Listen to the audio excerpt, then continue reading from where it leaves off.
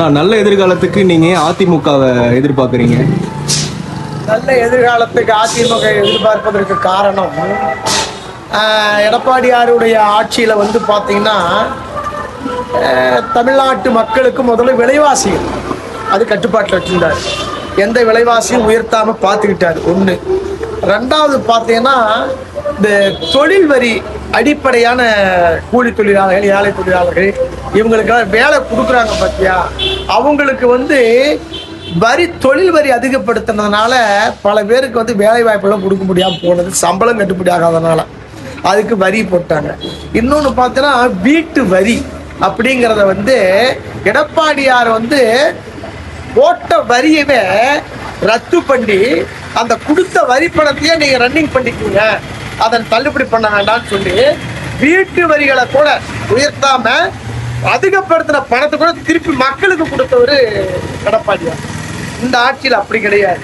இந்த ஆட்சியில் வீட்டு வரி ஒரு வீட்டு வரி 500 ரூபா வந்ததுன்னா இன்னைக்கு 1500 ரூபா கொடுக்குற அளவுல இன்னைக்கு ஒண்ணுக்கு டபுள் மடங்கு இன்னைக்கு வீட்டு வரி கொண்டுட்டு வந்து எப்படி ஒரு நல்ல ஆட்சியா இருக்க முடியும்?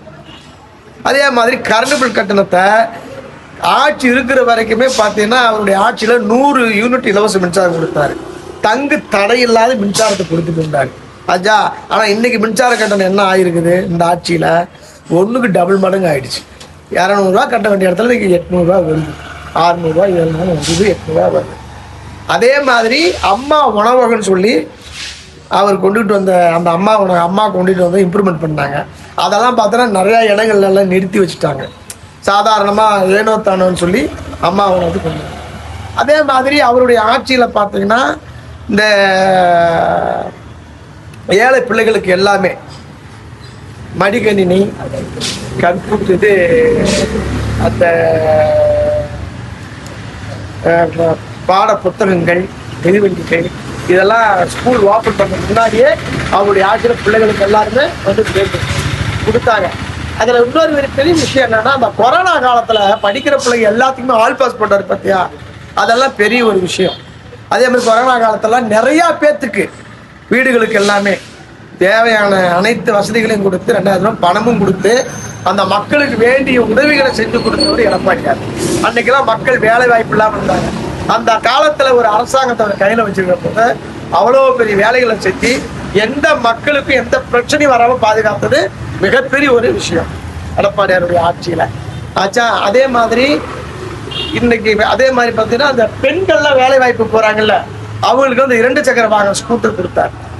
அதையெல்லாம் கூட அவங்களுடைய தேவைகளை பூர்த்தி செய்யறதுக்கு, அவசர தேவைகளுக்காக அவங்க எல்லாம் போகலாம் வரலாம் அப்படிங்கிறதுக்காக தொழிலுக்கு போகிறதோ இல்லை ஆஃபீஸுக்கு போகிறதுக்கோ இல்லை வேலை வாய்ப்புக்கு போகிறதோ கொடுத்துட்டு இருந்தாங்க.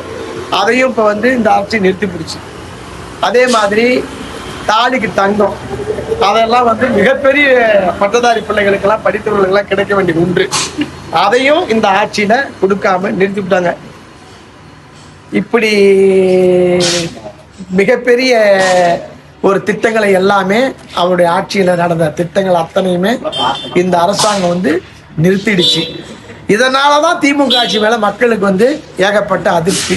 கேட்டால் 1000 ரூபா நாங்கள் கொடுக்குறோங்கிறாங்க. இந்த ஆட்சியில் எத்தனை பேருக்கு 1000 ரூபா கொடுத்தோம்னா யாருக்கும் 3/4 பேருக்கு வரல. 1000 ரூபா பணத்தை பார்த்தீங்கன்னா 3 மாசமா கொடுக்கல, 4 மாசமா கூட மக்கள் ஏகமாக பேச ஆரம்பிச்சுட்டாங்க. ஆனால் எடப்பாடியார் ஆட்சியில் ஓய்வு உதவித்தொகைங்கிறது மாசம் எல்லாருக்கும் கரெக்டாக வந்துட்டு இருந்துச்சு. இவர் உரிமை தொகைன்னு சொன்னாரே தவிர யாருக்கும் வந்து பணம் ஒழுங்கா சேரல. அந்த நேரத்துக்கு பணம் போடுறாங்க, அதுக்கு பிறகு ஒரு 3 மாசம் நிறுத்தி போடுறாங்க, அதுக்கு பிறகு 4 மாசம் நிறுத்தி போடுறான். 3 மாசம் பணம் வந்தால் 2 மாசம் பணம் மக்கள் அந்த பணத்தை வாங்குறதுக்குள்ள போய் பேங்க்குக்கும் அந்த நிறுவனத்துக்கும் போய் உக்காந்துட்டு சும்மா வராங்க. ஓய்வு பணம் எந்த ஜனங்களுக்கு இது வரைக்கும் வராமல் அவங்களுக்கு பாவம் நம்ம கஷ்டப்படுறாங்க. இப்படி சின்ன சின்ன அடிப்படை தேவைகளான மக்களுடைய விஷயங்கள்ல ஒரு விளம்பர ஆட்சியாக தான் இந்த ஆட்சி போயிருக்கே தவிர மக்களுக்கு தேவைப்படுகிற, பாதுகாக்கப்படுகிற, அவர்களுக்கு உதவி செய்கிற ஒரு அரசாங்கமாக இந்த ஆட்சி திமுக ஆட்சி இல்லை. அப்படிங்கிறது மிக முக்கியம். அதை விட ஒரு சட்டம் ஒழுங்கு சுத்தமாக கெட்டு போயிடுச்சு இந்த ஆட்சியில். போலீஸுக்கே பாதுகாப்பு இல்லை. எங்க பார்த்தாலும் கஞ்சா, எங்க பார்த்தாலும் போதை, எங்க பார்த்தாலும் போதை பொருள்களும் கஞ்சா பொருள்களும் கஞ்சா மாத்திரைகளும் ஏகபோகமா விற்குது.